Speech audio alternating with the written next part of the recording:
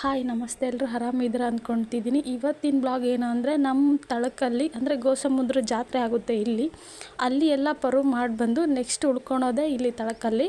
ಅವತ್ತು ಅಂದರೆ ಬೆಳಗ್ಗೆನೇ ಸೋಮವಾರ ಸಾಯಂಕಾಲ ಇಲ್ಲಿಂದ ಹೊರಟಿರ್ತಾರೆ, ಅವ್ರವ್ರ ಸ್ವಂತ ಊರಿಂದ ಹೋಗಿರ್ತಾರೆ. ಮತ್ತು ತಿರ್ಗಿ ಅವತ್ತು ಮಂಗಳವಾರ ಸಾಯಂಕಾಲ ಬಂದು ಇಲ್ಲಿ ಪರ್ವ್ಗಳು ಮಾಡ್ತಾರೆ. ಸುತ್ತಮುತ್ತ ಜಾಗ ಎಲ್ಲೆಲ್ಲಿದೆ ಚೆನ್ನಾಗಿದೆ ನೋಡಿಕೊಂಡು ಇಲ್ಲಿ ಜಾಗ ಮಾಡ್ತಾರೆ. ಅಲ್ಲಿ ದೇವಸ್ಥಾನದಲ್ಲಿ ಏನೇನೆಲ್ಲ ಇಟ್ಟಿರ್ತಾರೋ ಅಲ್ಲೆಲ್ಲ ಜಾತ್ರೆ ಇಲ್ಲಿ ಬಂದಿರುತ್ತೆ ನೋಡಿ. ಫುಲ್ಲು ಜನ. ನಾನು ಇನ್ನೂ ಅಷ್ಟೊಂದು ಶೂಟ್ ಮಾಡಿಲ್ಲ, ನನಗೆ ಕಣ್ಣಿಗೆ ಕಾಣೋಷ್ಟು ತೊಗೊಂಡಿದ್ದೀನಿ. ಇನ್ನೂ ಒಳಗೊಳಗಡೆ ಅಂದರೆ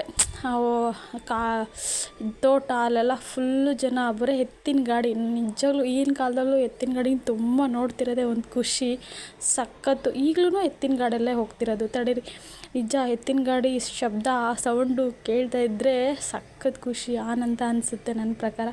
ನಿಜ ನಮಗಂತೂ ನೋಡೋಕ್ಕೆ ಎರಡು ಕಣ್ಣು ಸಾಲದು, ಅಷ್ಟು ಖುಷಿ ಪಡ್ತಿದ್ವಿ. ಯಾಕಂದರೆ ನಮಗೊಂದು ಹೆಮ್ಮೆ, ನಮ್ಮ ಊರಲ್ಲಿ ಈ ಥರ ಆಗ್ತಿರೋದು ಒಂದು ಖುಷಿ. ನಮ್ಮೂರಿಂದ ಹೋಗ್ತಾರೆ ಇಲ್ಲ ಗೊತ್ತಿಲ್ಲ ನನಗೆ, ಬಟ್ಟು ಬೇರೆ ಊರುಗಳಿಂದ ಬಂದು ಈ ಥರ ನೋಡಿಲಿ ಪರ್ವ್ ಮಾಡ್ತಿದ್ದಾರೆ ನೋಡಿಲಿ.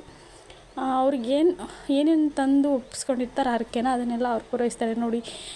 ಎತ್ತಿನ ಗಾಡಿನೇ ಅತಿ ಹೆಚ್ಚು ಇರೋದು, ಎಲ್ಲೋ ಒಂದೊಂದು ಮ್ಯಾಜಿಕ್ ಕಲ್ಲುಗಳ ಬಂದಿದ್ದಾರೆ ನೋಡಲಿ. ಎಷ್ಟು ಚೆನ್ನಾಗಿ ಎತ್ತಿನ ಗಾಡಿ. ವಾವ್, ಫ್ಯಾಮಿಲಿ ಎಷ್ಟು ಖುಷಿಯಿಂದ ಇರುತ್ತೆ ಗೊತ್ತಾ. ನನಗಂತೂ ನೋಡೋಕ್ಕೆ ಎರಡು ಕಣ್ಣು ಸಾಲದು ಬಿಡ್ರಿ, ಸಖತ್ತು ಖುಷಿ.